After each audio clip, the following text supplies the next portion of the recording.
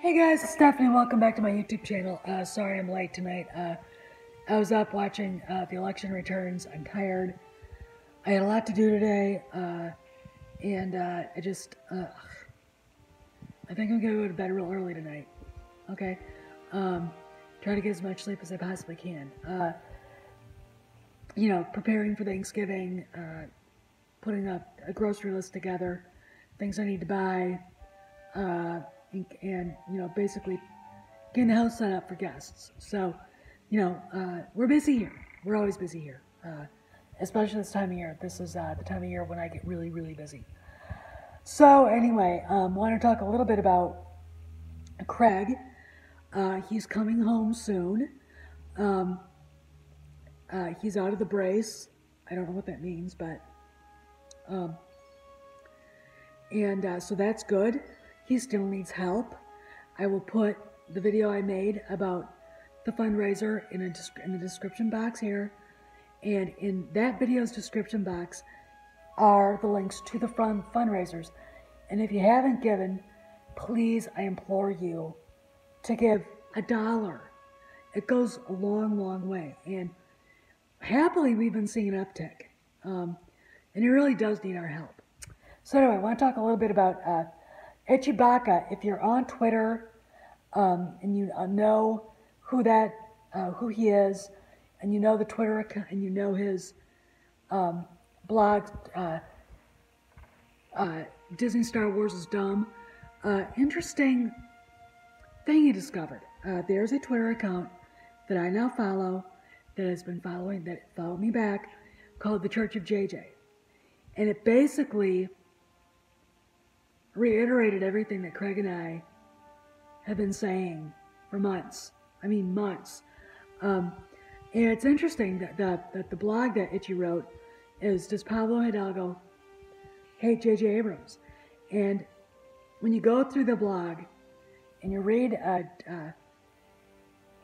Church of JJ's tweets, you can see it, that Hidalgo doesn't like JJ at all. He hates TFA. But I've also discovered, I also have a video, a tweet, and if I can find it, I'll put it on here, because I know I screenshot it, of Hidalgo basically attacking the premise for the prequels. So he doesn't like George Lucas either. He's such a grateful guy, I mean, what a guy, Pablo, you are. So anyway, so we've got, so does he? Yes. It also proves that JJ has never really had a good working relationship with the story group and with Kathleen Kennedy. And I've been told, and it's been everywhere now, that JJ,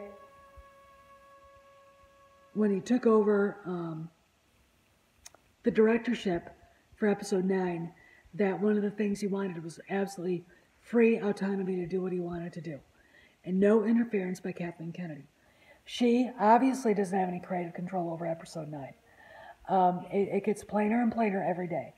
She'd be shitting her pants publicly, I think, seeing what's been going on with it, because the funny thing is that, and here's my evidence why I speculate.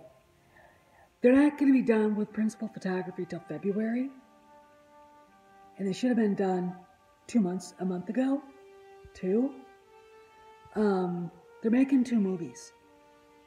They're making 2 long movies, and the reason why is because they're retconning the shit out of TLJ and basically setting it aside.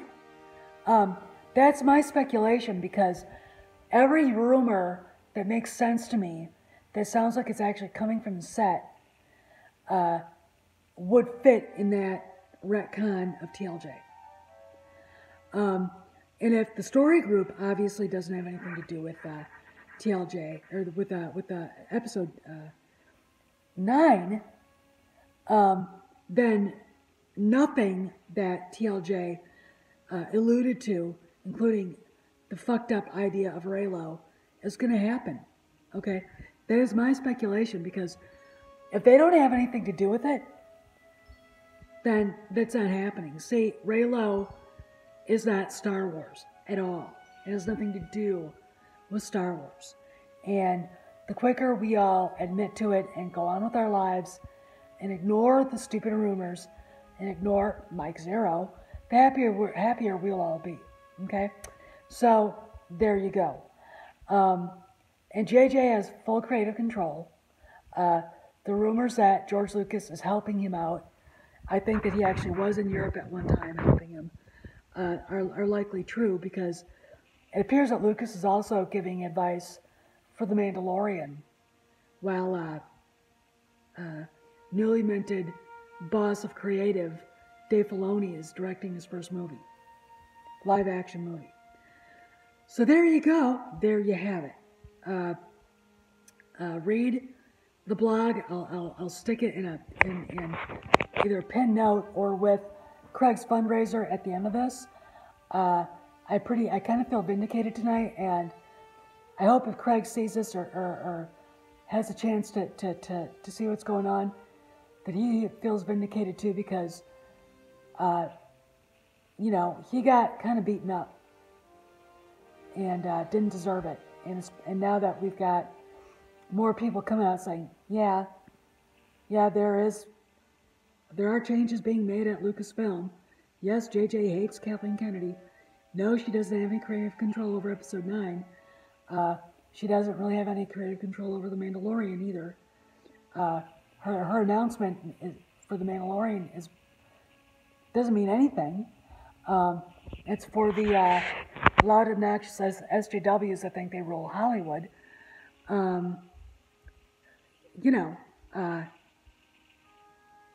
It is, everything that we have said is likely happening. Now, do I have absolute proof? I think it's as plain as the nose on your faces. If you look at the way Hidalgo was behaving on Twitter when Soilo first came out around Memorial Day, which is about the time that that big board of 17-hour emergency meeting for the board of directors happened, and then that big shouting match meeting with the heads of Marvel and Pixar listening in, that happened with Lucasfilm.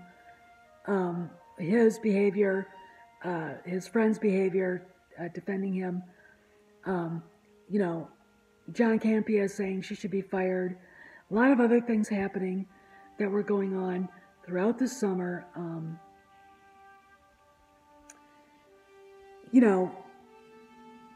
It's obvious something's going on at Lucasfilm, and it's not in Kathleen Kennedy's favor. The fact that Chuck Wendig was fired proves that Carrie Hart can't protect him, her people. And she is the biggest SJW bigot on the staff at Lucasfilm. If she can't protect Soy Boy, Chuck Wendig, you understand where I'm going with this?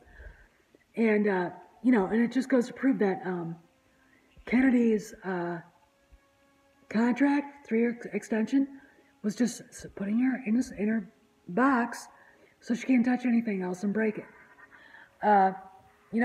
So there you go.